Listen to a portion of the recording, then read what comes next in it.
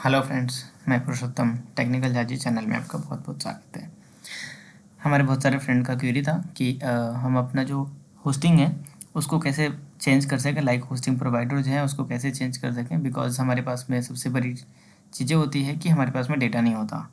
तो उसके सीन में आपको दो ऑप्शन चूज़ करना रहता है, या तो आपको सर्विस प्रोवाइडर माइग्रेट करके the data, like old service provider to new service provider, ठीक है।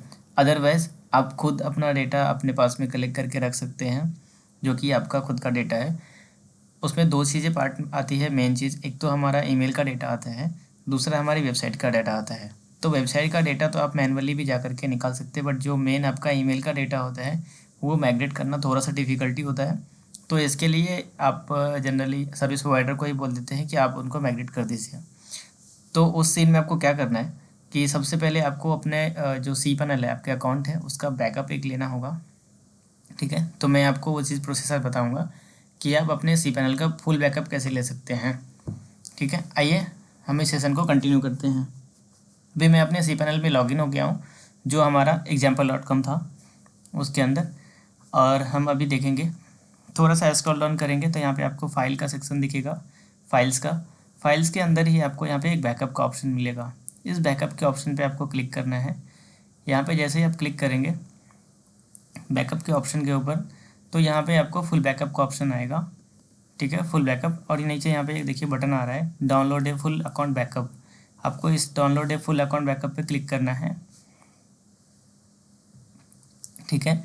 और यहाँ पे आपको आपसे एक ईमेल आईडी मांगा जाएगा, जिस ईमेल आईडी पे आपको सर्वर के थ्रू नोटिफिकेशन आता है कि आपका जो बैकअप है वो कंप्लीट हो गया है।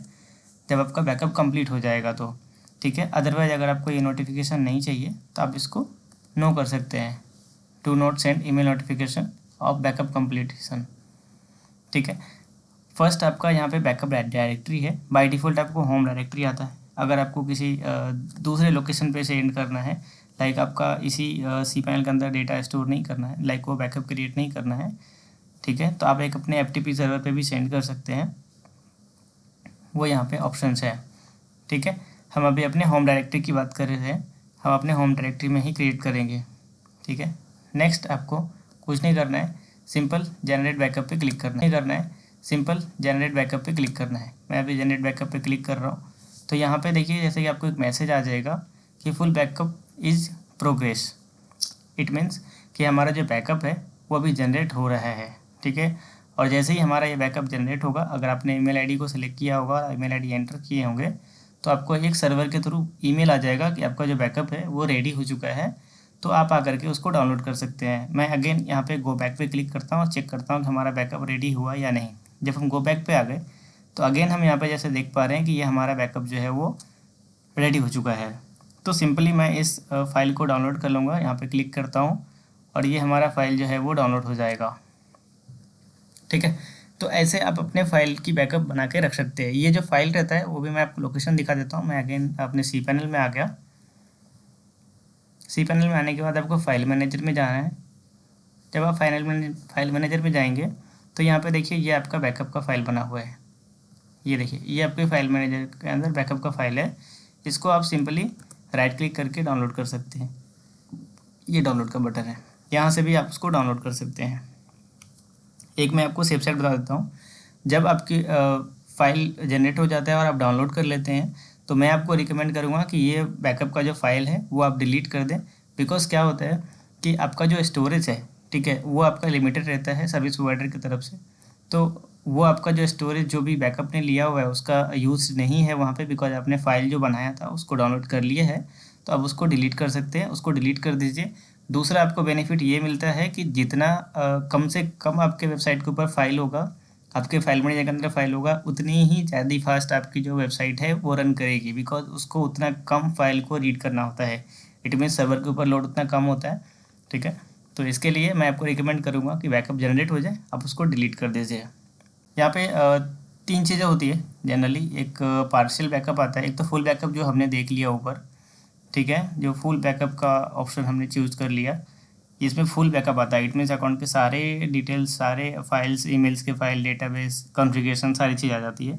सेकंड हमारा एक पार्शियल बैकअप होता है जिसमें होम डायरेक्टरी का अलग से बैकअप बनाते हैं, ठीक है। तो यहाँ से आप जैसे ही होम डायरेक्टरी पे क्लिक करेंगे तो आपका जो होम डायरेक्टरी है, ठीक है, उसकी बैकअप एक जनरेट हो जाएगी यहाँ पे।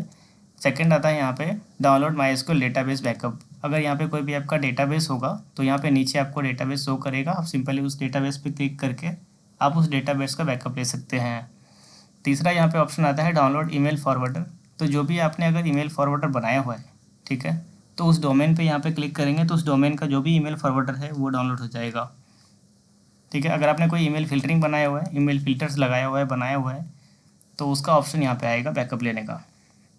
सेम ऑप्शन आपको इंपोर्ट करने का भी सेम ऑप्शन रहता है। जब आप बैकअप ले लेते हैं तो आप खुद से भी इस चीज़ को इंपोर्ट कर सकते हैं। लाइक आपने जो भी होम डायरेक्टरी का बैकअप यहाँ से लिया है उसको यहाँ से आपको चूज़ करना है और अपलोड कर देना है, तो आपके होम डायरेक्टरी के सारे फाइल्स यहाँ पे अपलोड हो जाएंगे। आपको कोई बैकअप अपलोड करना है तो यहाँ से चूज़ करके आपको अपलोड करना है, तो वो बैकअप जो डेटाबेस का बैकअप है वो अपलोड हो जाएगा। सेम आपको ईमेल और सेम आपको फ़िल्टर के साथ में करना है, ठीक है। आई होप आपको ये बैकअप का जो ऑप्शन था वो आपको सारे ही पार्ट क्लियर होंगे कि आपको बैकअप का ऑप्शन कैसे यूज़ करना है। अगर आपको कोई क्वेरी रहता है तो प्लीज़ आप हमारे कमेंट सेक्शन में कमेंट करके पूछ सकते हैं। Thank you and bye bye.